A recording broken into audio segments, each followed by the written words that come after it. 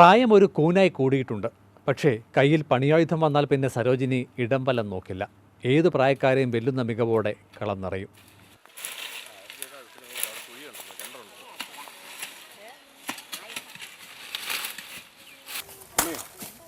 പ്രായം ചോദിക്കരുതെന്നാണ് പൊതുവെ പറഞ്ഞത്, പ്രത്യേകിച്ച് സ്ത്രീകളുടെ. എന്നാലും ചോദിക്കുക, എത്ര ഉണ്ട് പ്രായം? എനിക്ക് 85 വയസ്സാണ്ട് ഓർമ്മയില്ല. അത് അറിയാൻ പറ്റും. എത്ര കാലം കൊണ്ട് ചെയ്യുന്നുണ്ട് ഇങ്ങനെയുള്ള ജോലികളൊക്കെ? ഞാൻ എൻ്റെ അപ്പീച്ചി ജോലി ചെയ്യുമായിരുന്നു. ഒരു 8 വർഷം 9 വർഷം കൊണ്ടായിരുന്നു. എല്ലാവരും ചെറുപ്പക്കാരാണല്ലോ, അവരോടൊക്കെ ഒപ്പം ജോലി ചെയ്യുമ്പോൾ എങ്ങനെയാണ്? അവരുടെ ഒപ്പം ജോലി ചെയ്യുന്നതെന്ന് ചോദിച്ചാട്ടെ, നേരിനോടെ ചോദിച്ചാട്ടെ. നേരിനറിയാം.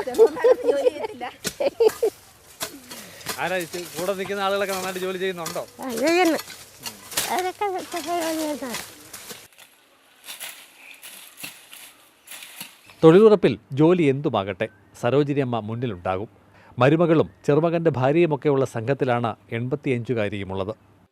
ഒറ്റയടിക്ക് നിങ്ങൾ രണ്ടുപേരെ കണ്ടാലേ ഞാൻ ആദ്യം കരുതി അമ്മയ്ക്കാണ് പ്രായം കൂടുതലുള്ളത്. അമ്മയ്ക്ക് എത്ര വയസ്സുണ്ട്?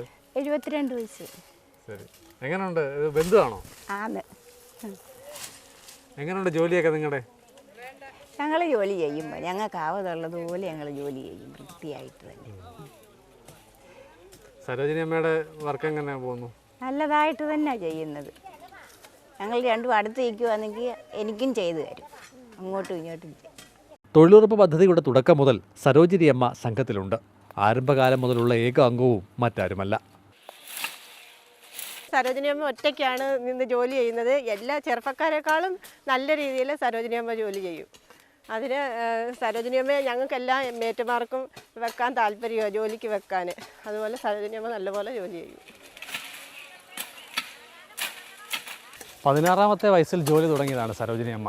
10 വർഷത്തിന് മുമ്പ് 1 വർഷം തളർവാദം പിടിപെട്ട് ജോലിയിൽ നിന്ന് മാറി നിന്ന് ഒഴിച്ചാൽ പിന്നീടുള്ള 68 വർഷക്കാലവും കർമ്മരംഗത്ത് സജീവമായിരുന്നു. അതിനാൽ തന്നെ പ്രമേഹം അടക്കമുള്ള ജീവിതശൈലി രോഗങ്ങൾക്ക് സരോജിനി അമ്മ പിടികൊടുത്തിട്ടുമില്ല.